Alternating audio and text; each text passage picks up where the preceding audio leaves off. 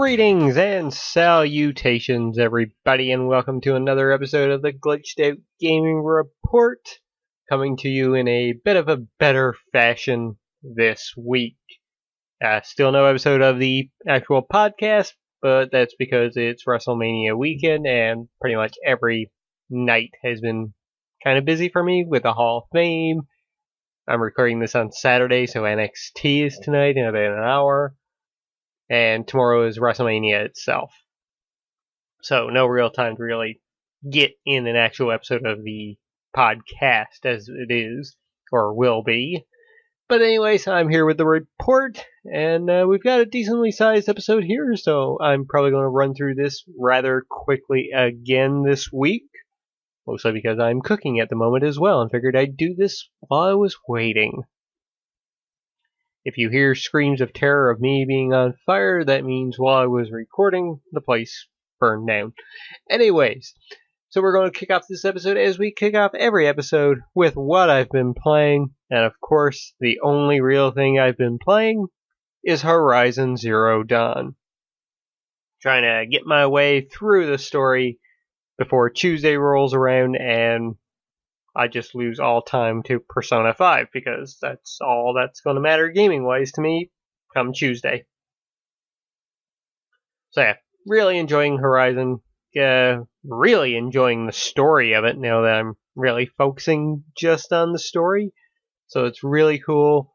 Really digging it. I think Aloy is an awesome character. I'm not getting why people had so many gripes with the dialogue into the game still, but I think it's fine. I think it's perfectly normal. But that's just me, I guess. And again, I've watched a lot of anime, so, and other weird shit, so dialogue to me these days doesn't really bug me that much. But yeah, that's pretty much all I've been playing. So, going to move straight ahead into the news. That was weird, sorry. Alright, first off, this past week we got the announcement from Blizzard that StarCraft Remastered is actually happening and coming out sometime this summer. Now, this was all cool and everything. It's going to be like, not really updated graphics, but just like better resolution and whatnot. It's going to be in 4K, so that's cool. Yeah, this is awesome. StarCraft, one of the best RTS games ever made. This kind of gives me hope that maybe Warcraft 3 will eventually come, or they do an actual new Warcraft strategy game. That would be awesome. That might pull me back into maybe getting a new PC and getting that, but I digress. This is really awesome news, and something occurred to me just the other day. StarCraft, the original, came out in 1998. 1998 is regarded as like one of, if not the best years in gaming, and we talked about this on a few episodes ago, where I proposed the question, is 2017 the new best year in gaming? Or has the potential to be after just this first quarter, which we will be looking at in our topic of the week this week. So yeah, 2017 could be the new best year in gaming. What's coming out in 2017? StarCraft. Coincidence? Maybe. Possibly.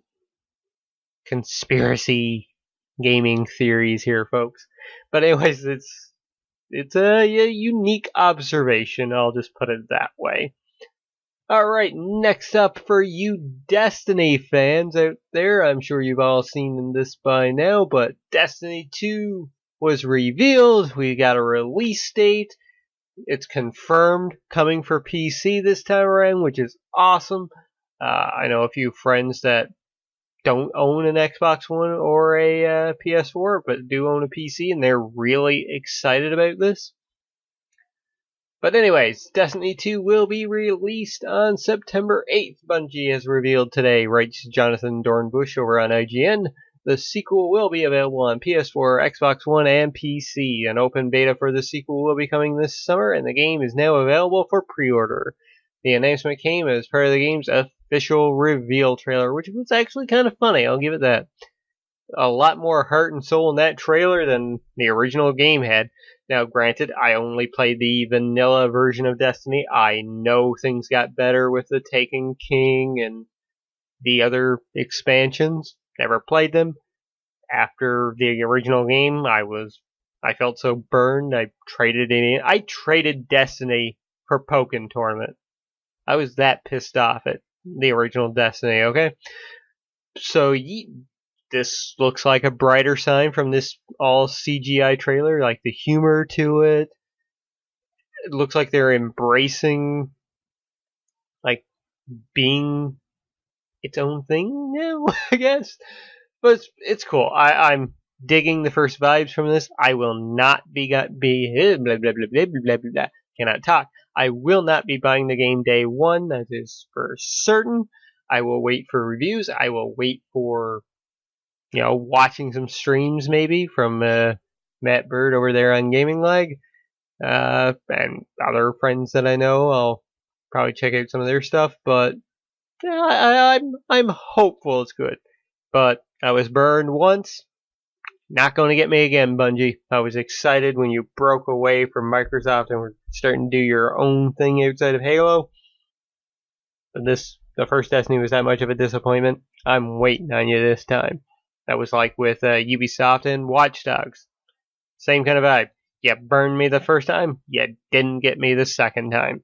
Even though I've heard that the second game is really good, and I've been waiting for, like a $19.99 price drop or sale. I'd pick up Watch Dogs 2 then. But anyways, same kind of deal here with Destiny 2.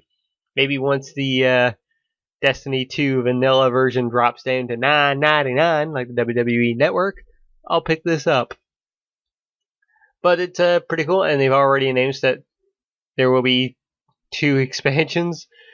So that's already happening. There's a big old collector's edition, which costs like 330 Canadian dollars, which is insane. But yeah, that's pretty much it on that front. And a very short news story here. EA has confirmed that Battlefield 2 reveal will happen at Star Wars Celebration. That's cool. We all know it's happening. It's coming out this year, as we've talked about before. Really looking forward to this. Really hoping that they show off what we're going to be doing in a campaign. So really cool. Really looking forward to that one. And finally, in the news stories, folks, we've got the PlayStation Plus versus the Games with Gold. The Xbox Games with Gold we talked about on a previous episode. They're going to be Rise, Son of Rome, The Walking Dead Season 2, Darksiders, and Assassin's Creed Revelations. Over on the PlayStation side, we now know we are getting Drawn to Death for PlayStation 4. Lovers in a Dangerous Space-Time for PlayStation 4. Invisibles, The Lost Kingdom for PS3. Alien Rage for PS3. 10-Second Ninja X for Vita and PS4. And Curses and Chaos for Vita and PlayStation 4. Now, I am not... The name 10-Second Ninja is familiar to me, but I'm not sure exactly what it is. Maybe I own that one. Or maybe I'm thinking of the one we got last month that was ninja related.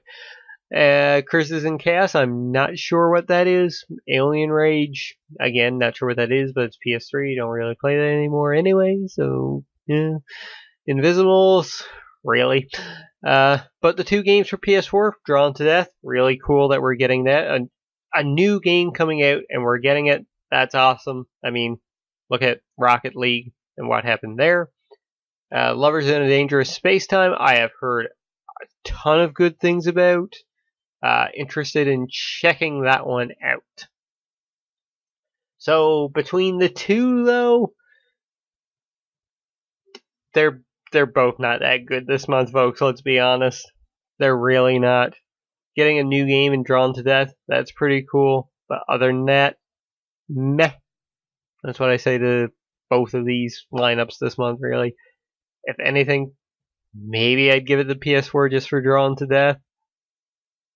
The Walking Dead Season 2 is really, really awesome. Darksiders, I didn't really care for it back in the day. Assassin's Creed Revelations is an okay game. It's the worst in the Ezio trilogy, in my opinion, just because it added in a lot of bullshit.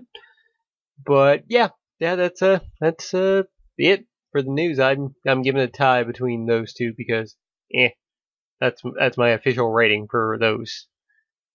Alright, so with that, folks, it is now time for the topic of the week. So in our topic of the week this week, folks, we are going to look back at the first quarter of 2017. That's right, January, February, and March. We're going to take a look at the top 10 rated games, and oh boy, it has been an insane first quarter of the year. A lot of games scoring like 80 and above. So let's count down these through, and these are in order as they were on Metacritic. If a game was on more than one platform, I only included the score on the biggest score on a certain platform, and if it tied, all platforms got mentioned, if that makes sense. But anyways, let's count down through. First off, at number 10, we have Yakuza 0 with an 85 on PS4. At number 9, we have Bye Bye Box Boy with an 85 as well on the 3DS. And Thimbleweed Park at number 8 with another 85 on PC. So there you go. And there was a lot more games at 85 as well, but these were first in line as you look down through the list. Coming in at number 7, appropriately enough, we have Resident Evil 7 Biohazard with an 86 on both Xbox One and PS4. Coming in at number 6, we have Night in the Woods with an 87 on PS4. Coming in at number 5, we have Hollow Knight with an 87 on PC. Then in at number 4, we have the first game here that fell under the fantasy draft pool of both Izzy and S. Apples, Neo, which currently sits with an 88 on PS4. And I should mention as well, folks, that these scores could and possibly will change as the year goes by and more people get around to reviewing the games and the Metacritic score is updated. So this is what they are at the moment. So Neo coming in at number 4 with the 88 on PS4.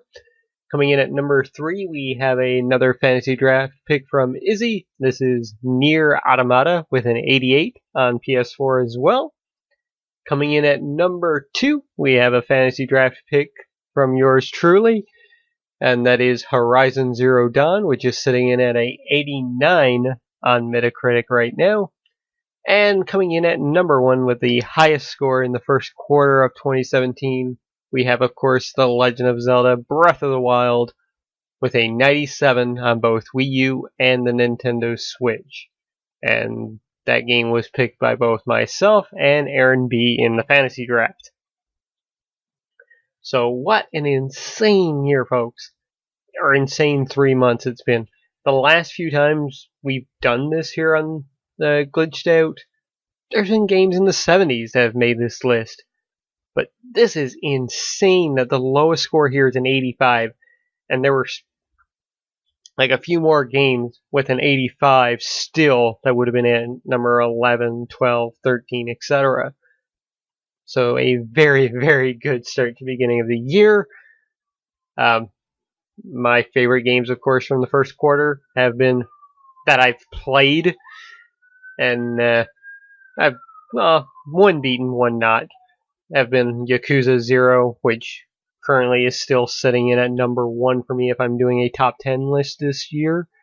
And then Horizon Zero Dawn, which is, starting to really creep on Yakuza for the fact that I've really made that push into trying to beat the game now. So that's really, really cool. Love both of those games. The ones I've bought from quarter 1 but still need to play. Zelda, of course, Nier Automata, and Tales of Berseria, which I believe sat at 79 on Metacritic.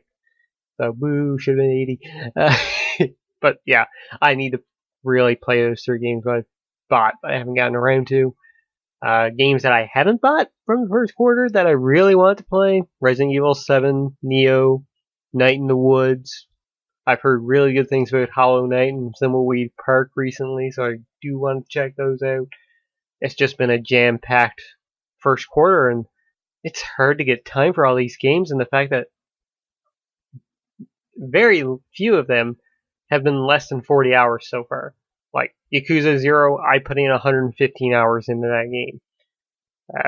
Horizon, I'm approaching like a good 40 hours into that game right now, since I've been doing a lot of side stuff and just exploring. That's my problem right there, why I haven't finished it yet. Nier, I know, is a good 40-hour game. Tales, the same thing. Zelda, there's another easily 40, 50, 60, 100-hour game if you want to do everything and explore it. It's been insane. Resident Evil 7 is probably the highest rated game so far this year and critically acclaimed game that came out. That's not 40 plus hours. It's like 5 if you finish it at the fastest, but average like 10-hour game.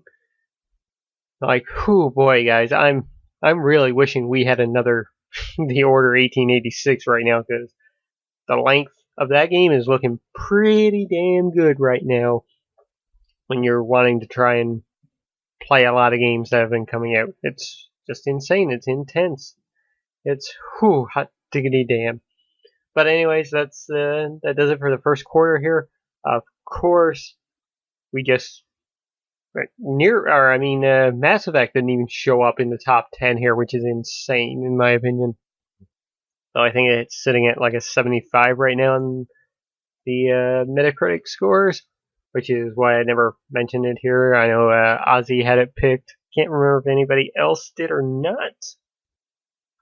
But yeah, maybe when we hit the halfway point of the year, I'll really dive into the fantasy draft and give you an update on that, or maybe in a near future episode, maybe. But yeah, that came in March.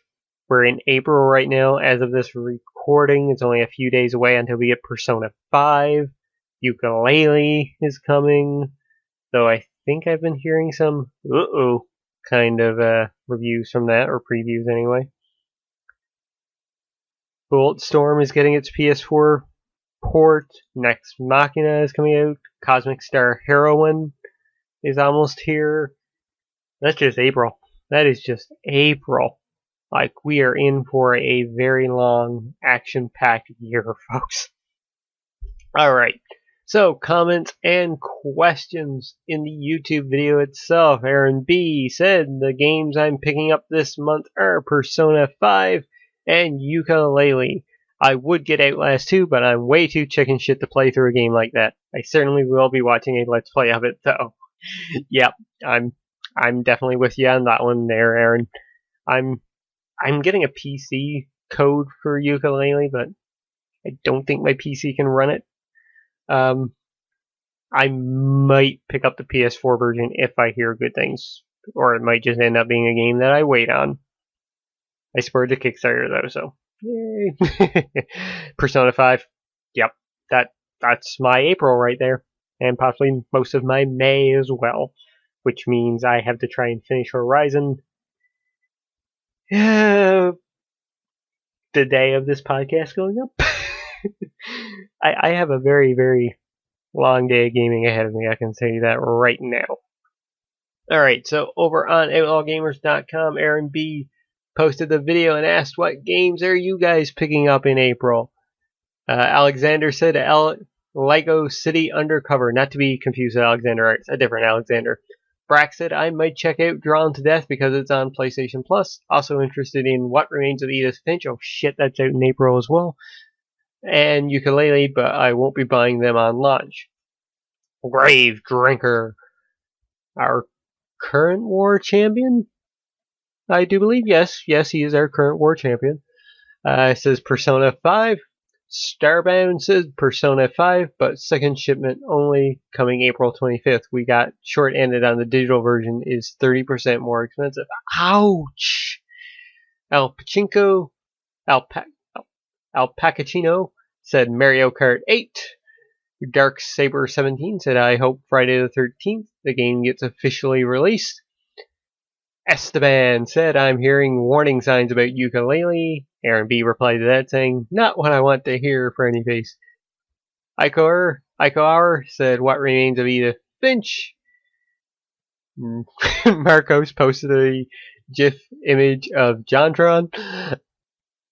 Panda said, just Persona 5 this month, but I'll for sure play Full Throttle, Dragon Quest Heroes 2, and Edith Finch later on. Alexander Art said, bought Persona 5 twice. Liver of Legend said, just Persona 5 for me this month. Ozzy Legend said, Edith Finch and ukulele for me. I think my game share mate has Persona 5, so I guess that too. And Marculio said, nothing from the list. However, seeing many mentions of Edith Finch, I will find out what it is. This month's pickups for me are the new Styx game and Mafia 3 Faster Baby DLC. So thank you everybody for the replies, and I always thank you Aaron B for posting the video over on outlawgamers.com, the best gaming website or gaming community website that you should visit, folks.